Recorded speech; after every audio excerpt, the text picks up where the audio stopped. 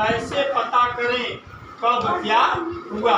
तो सबसे पहले हम लोग ये जानने के इतिहास है क्या, इसकी परिभाषा क्या है, इसके जनक कौन है।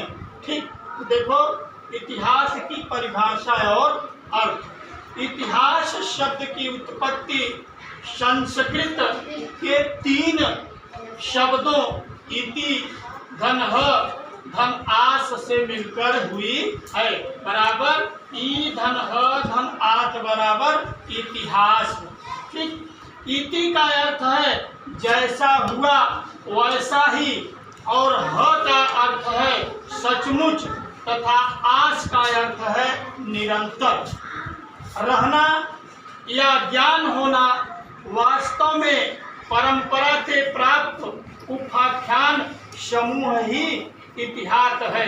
अब हम दूसरे शब्दों में इसको इस प्रकार से भी कह सकते हैं, इतिहास बीते हुए समय और उस समय के लोगों को समझने और जानने का एक साधन है। यही क्या है, हमारा इतिहास है। इतिहास के जनक कौन है। ठीक, हिस्ट्री माने इतिहास। हिस्ट्री शब्द का प्रयोग हेरोडोटस ने अपनी पहली पुस्तक हिस्टोरिका में किया था, इसलिए हेरोडोटस को इतिहास का जनक माना जाता है। अब हम देखेंगे इतिहास जानने के लिए कौन कौन से साधन होते हैं। इसमें देखो पुरातत्व है, और पुरातत्व में अभिलेख हैं, सिक्के हैं, स्मारक हैं और चित्रकला। उसके बाद हम साहित्यिक में चलते हैं, तो साहित्य के 2 भाग हो गए, देशी साहित्य और विदेशी साहित्य। देशी साहित्य हमारे में आ गए धार्मिक और गैर धार्मिक, लेकिन गैर धार्मिक में कुछ भी नहीं है, धार्मिक में है ब्राह्मण साहित्य, बौद्ध साहित्य और जैन साहित्य। अब विदेशी साहित्य में यूनानी, चीनी और अरबी। ठीक, फिर हम इतिहासकार जो थे वे अतीत को 3 भागों में बांट देते हैं। पहला है पूर्व प्रागैतिहासिक काल, आद्य ऐतिहासिक काल, तीसरा है ऐतिहासिक काल।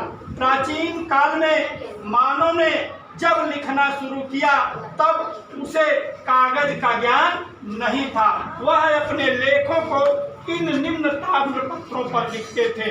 जैसे ताड़ पत्र हो गया, यानी ताड़ का पेड़ अगर देखे हो तो उसके जो चौड़े पत्ते होते हैं उस पे वे लिखते थे। भोजपत्र एक भुर्ज नामक पेड़ की छाल होती थी जिस पर वे अपना लेख लिखते थे, इसलिए कि उनको कागज का ज्ञान नहीं था। ताम्रपत्र तांबे के पतले एवं चपटे टुकड़े जो होते थे उस पर भी वे लिखते थे। स्तंभ लेख पत्थर के खंभों पर, जो पत्थर के खंभे होते थे उस पर भी अपना वे लेख लिखते थे। और जो 5वां है शिलालेख, पत्थर के चट्टान जो होते थे वे उस पे लिखते थे। ठीक, कल हम बताएंगे आपके इतिहास में तिथियां। ठीक, ईसा पूर्व और ईसवी क्या है। ठीक,